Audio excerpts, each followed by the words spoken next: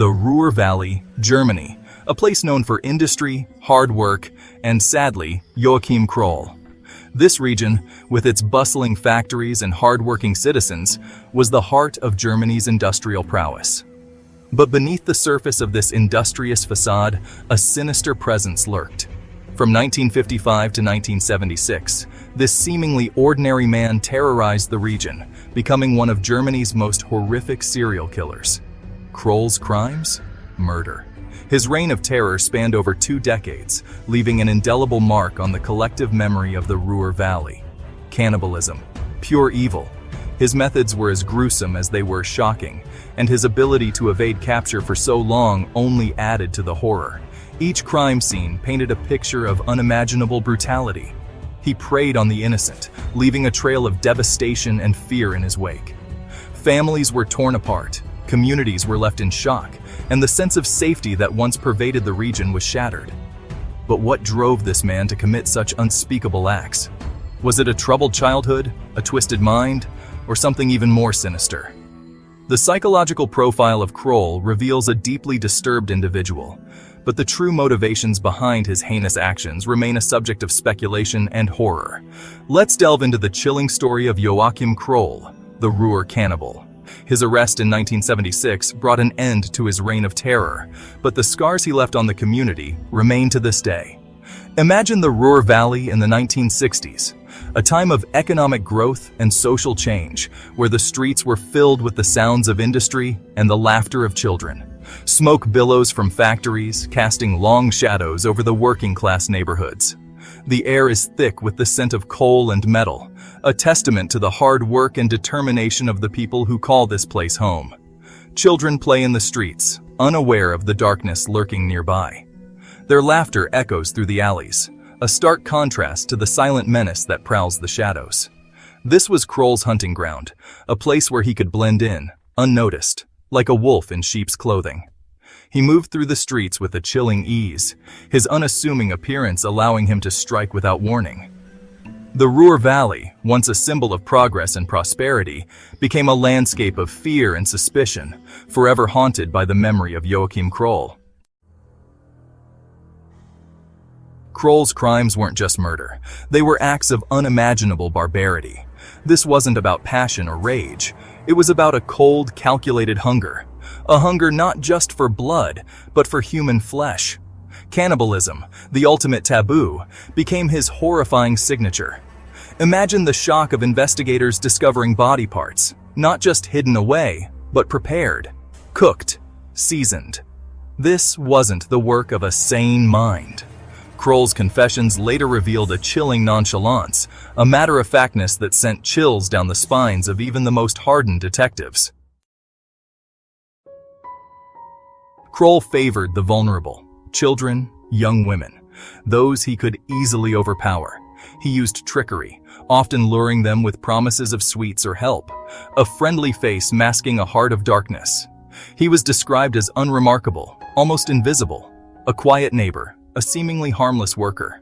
This ordinariness became his greatest weapon, allowing him to move undetected amidst his unsuspecting prey. July 3, 1976. Kroll's reign of terror came to an abrupt end. The scene? A clogged toilet. Not exactly the stuff of horror movies, but sometimes reality is stranger than fiction. He had attempted to dispose of his latest victim's remains, but the plumbing had other ideas. The stench, unbearable even for seasoned detectives, led them straight to Kroll's door. Talk about a crappy way to get caught. Section 5. A House of Horrors, Unmasking the Cannibal's Lair. The police had no idea what they were about to uncover when they stepped into Kroll's apartment. What they found was beyond their worst nightmares. What awaited the police inside Kroll's apartment was the stuff of nightmares. The officers were immediately struck by the overwhelming sense of dread that permeated the air. The air was thick with the stench of decay. It was a smell so potent that it clung to their clothes and hair, a constant reminder of the horrors they were about to face. Body parts were found in the refrigerator, stored as casually as groceries. Limbs and organs were packed in plastic bags, each one meticulously labeled. On the stove, a pot simmered with human flesh. The sight was so grotesque that some officers had to step outside to compose themselves.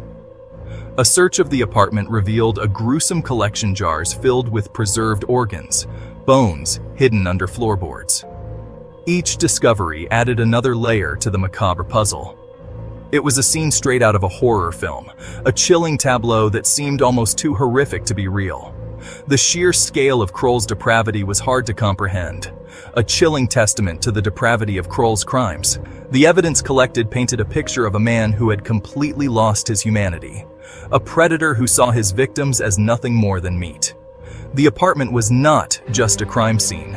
It was a window into the darkest corners of the human soul. Section 6. Twisted Confessions. Inside Kroll's disturbed mind. This chapter delves deep into the psyche of one of the most notorious criminals of our time, revealing the dark and twisted thoughts that drove him to commit such heinous acts. Kroll confessed to 14 murders, though he claimed to have lost count. His confessions were not just admissions of guilt, but a window into a mind that had long since lost touch with reality. Each murder was recounted with a disturbing level of detail, as if he were reliving the moments with a twisted sense of satisfaction. He admitted to consuming his victims, describing the taste of human flesh with chilling indifference. This act of cannibalism was not just a means to an end for Kroll. It was a ritual that he believed gave him power and control over his victims. The cold, detached manner in which he spoke about these acts was perhaps the most unsettling aspect of his confessions. His motives? A mix of sexual inadequacy, a desire for power, and a bizarre belief that cannibalism would keep him young. Kroll's twisted logic and delusional beliefs painted a picture of a man who was deeply disturbed, yet frighteningly methodical in his actions. He saw his victims not as human beings, but as objects to be used and discarded.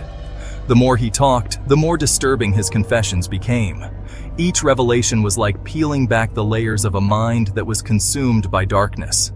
His lack of remorse and the almost casual way he described his crimes left investigators and psychologists alike grappling with the sheer horror of his actions. He claimed that voices in his head, which he called his little friends, instructed him to kill. These voices, he said, were his constant companions, guiding his actions and justifying his crimes. It was a chilling reminder of the power of delusion and the depths of mental illness. It was a glimpse into a mind consumed by madness, a chilling reminder that monsters often hide behind the mask of sanity.